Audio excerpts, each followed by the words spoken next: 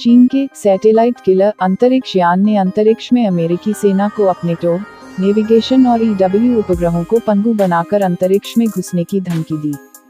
नमस्कार दोस्तों, मैं रूपिंशु कुमार। 8 मई को एक रहस्यमय पुनः प्रयोज्य चीनी अंतरिक्ष यान 276 दिनों तक कक्षा में रहने के बाद पृथ्वी पर लौट आया। देखने में यह महज तकनीकी विकास जैसा लगता है, लेकिन सैन्य दृष्टिकोण से इसके दूरगामी परिणाम होंगे। इस तरह के एक अत्यधिक कुशल अंतरिक्ष यान का उपयोग प्रतिद्वंद्वी की अंतरिक्ष आधारित संपत्तियों का सर्वेक्षण, विघटन और सीधे हमला करने के लिए किया जा सकता है, या इसके विपरीत दोस्ताना लोगों के साथ पुनः प्राप्त या अन्यथा बातचीत कर सकता है। निजी अंतरिक्ष सेवा कंपनी यूलेंस ने अपने ट्विटर हैंडल पर खुलासा किया कि चीनी पुनः प्रयोज्य अंतरिक्ष यान ने कक्षा के दौरान कई मौकों पर एक अलग वस्तु के साथ डॉक किया या कब्जा कर लिया। चीनी राज्य द्वारा संचालित China aerospace science and technology corporation ने कक्षा में इसके समय के बारे में अधिक विवरण नहीं दिया है। अत्यधिक गतिशील पुनः प्रयोज्य अंतरिक्ष वाहन जो कक्षा में अन्य वस्तुओं में हेरफेर कर सकते हैं, का उपयोग अनुसंधान और विकास के लिए किया जा सकता है, लेकिन वे एक हथियार के रूप में भी काम कर सकते हैं और उपग्रह हथियारे बन सकते हैं जो अंतरिक्ष में अन्य वस्तुओं पर हमला कर सकते हैं। चीनी अंतरिक्ष यान की अन्य वस्तुओं को पकड़ने की क्षमता रोबोट हथियारों की उपस्थिति को इंगित करती है, जिसका उपयोग दुश्मन उपग्रह को नुकसान पहुंचाने या नष्ट करने के लिए किया जा सकता है। अन्य साधन जिनका उपयोग दुश्मन के अंतरिक्ष आधारित प्लेटफॉर्मों को बाधित करने के लिए किया जा सकता है, वे हैं इलेक्ट्रॉनिक वॉरफेयर जैमिंग या एक उच्च शक्ति वाला माइक्रोवेव बीम। सैटेलाइट किलर लक्ष्य अंतरिक्ष वस्तुओं पर लक्ष्य या लोड प्रोजेक्टाइल में खुद को तोड़ सकता है। रूस सक्रिय रूप से परीक्षण कर रहा है।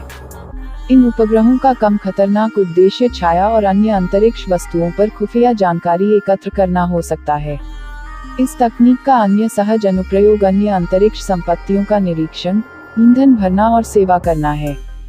अंतरिक्ष अमेरिका और चीन के बीच भविष्य के संघर्ष का युद्ध क्षेत्र। अमेरिका और चीन या रूस के बीच संघर्ष की स्थिति में अंतरिक्ष एक महत्वपूर्ण युद्ध का मैदान होगा। खुफिया जानकारी एकत्र करने, नेविगेशन और हथियार मार्गदर्शन और संचार और डेटा साझा करने के लिए अमेरिकी सेना अपने उपग्रहों पर बहुत अधिक निर्भर होने के कारण उनके उपग्रह को होने वाले नुकसान का अंधा प्रभाव हो सकता है। 14 मार्च 2023 को कांग्रेस की गवाही में अमेरिकी अंतरिक्ष बल के अंतरिक्ष संचालन के प्रमुख जनरल वी चांस साल्समैन ने कहा कि चीन सबसे तात्कालिक खतरा है, क्योंकि यह अपनी अंतरिक्ष प्रौद्योगिकी को हथियार बनाना जारी रखता है। सबसे खतरनाक चीनी प्रौद्योगिकियां, उन्होंने कहा, ग्राउंड आधारित लेजर हैं जो उपग्रह सेंसर को बाधित करने और नष्ट करने के लिए डिजाइन किए गए हैं। जीपीएस और संचार उपग्रहों को लक्षित करने वाले इलेक्ट्रॉनिक युद्धक जैमर और उपग्रह विरोधी मिसाइल हैं। सीनेट सशस्त्र सेवा समिति की रणनीतिक बल उप समिति की अपनी गवाही में साल्समैन ने कहा, चीन संभावित रूप से भू समकालिक कक्षा में उपग्रहों को नष्ट करने में सक्षम एंटी सैटेलाइट सिस्टम का पीछा कर रहा है। जियोसिंक्रोनस कक्षा पृथ्वी के ऊपर एक विशेष स्थिति है जो किसी वस्तु को उसके घूर्णन के साथ गति बनाए रखने की अनुमति देती है। यह निगरानी मिशन, मौसम पर नजर रखने और अन्य रिमोट सेंसिंग कार्यों और संचार उपग्रहों के साथ काम करने वाले उपग्रहों के लिए उपयोगी है। साल्समैन ने कहा, वे चीनी ऑन ऑर्बिट सैटेलाइट सिस्टम का परीक्षण कर रहे हैं, जिन्हें हथियार बनाया जा सकता है क्योंकि वे पहले ही अन्य उपग्रहों को भौतिक रूप से नियंत्रित करने और स्थानांतरित करने की क्षमता दिखा चुके हैं। एक प्रतिद्वंद्वी शक्ति के साथ अंतरिक्ष संघर्ष के दौरान होने वाले परिदृश्यों के बारे में विस्तार से पूछे जाने पर साल्समैन ने कहा, अगर वे हमें अंधा कर सकते हैं, अगर वे उन क्षमताओं में हस्तक्षेप कर सकते हैं, या भगवान न करे उन्हें पूरी तरह से नष्ट कर दें, वे जानते हैं कि इससे हमारे फायदे कम हो जाएंगे। उन्होंने कहा, मैं हस्तक्षेप करते हुए देख सकता हूँ, मैं अंधापन देख सकता हूँ, मैं कुछ ग्रे एरिया प्रकार के हमलों को हमारी क्षमताओं पर देख सकता हूँ और हमें 8 गेंद के पीछे रखने की कोशिश कर सकता हूँ। उन्होंने कहा कि चीन के पास पकड़ने वाले उपग्रह हैं जो अमेरिकी अंतरिक्ष यान को कक्षा से बाहर खींच सकते हैं। ऐसा इसलिए है क्योंकि अमेरिका चालन योग्य पुराने विरासत उपग्रहों से कम पर निर्भर है।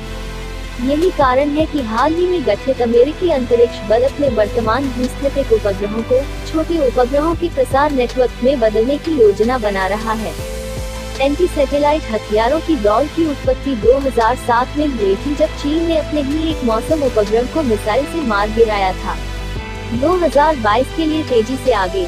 एक चीनी शिजियान -21 अंतरिक्ष यान एक मृत VAIDOU-2 नेविगेशन उपग्रह के साथ डॉक किया गया और इसे भूस्थितिक कक्षा के ऊपर एक कब्रिस्तान की कक्षा में ले गया। 2023 में चीन अंतरिक्ष प्रौद्योगिकी में वैश्विक नेता बनने की राह पर है। इसकी सफलता का श्रेय चीनी सरकार के सैन्य और नागरिक प्रयासों के बीच की रेखाओं को धुंधला करने को जाता है। अंतरिक्ष चीनी सैन्य सिद्धांत और रणनीति के केंद्र में है। यूएस स्पेस कमांड के कमांडर जनरल जेम्स डिकिंसन ने 2022 में सीनेट की सशस्त्र सेवा समिति को बताया कि चीनी सेना का लक्ष्य टोही, संचार, नेविगेशन और प्रारंभिक चेतावनी उपग्रहों को अपंग बनाकर दुश्मन को अंधा और बहरा करना है। जनरल डिकिंसन ने कहा कि चीनी अंतरिक्ष यान कक्षा में रहते हुए उपग्रह को निष्क्रिय करने या पकड़ने के लिए डिजाइन किया गया पेलोड ले जा सकता है। अमेरिकी अंतरिक्ष बल का तर्क रहा है कि अमेरिकी उपग्रह लगभग हर दिन लेजर, रेडियो फ्रीक्वेंसी जैमर और साइबर हमलों सहित गैर कथित साधनों के माध्यम से चीनी और रूसी हमलों का शिकार हो रहे हैं, जबकि चीनी पुनः प्रयोज्य अंतरिक्ष विमान गोपनीयता में डूबा हुआ है। इसके स्केच विवरण चीन की बढ़ती उपग्रह विरोधी क्षमताओं की पुष्टि करते हैं। अमेरिका के पास 2 X-37B मिनी अंतरिक्ष शटल भी हैं, जिन्हें उनके चीनी समकक्ष के व्यापक एनालॉग के रूप में प्रस्तुत किया गया है। अभी के लिए इतने ही, मिलते हैं नेक्स्ट वीडियो में। जय हिंद, जय Shri Ram. do do do do do do do